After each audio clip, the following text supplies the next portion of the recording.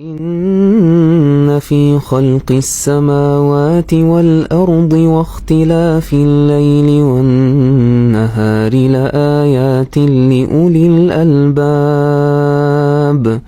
الذين يذكرون الله قياما وقعودا وعلى جنوبهم ويتفكرون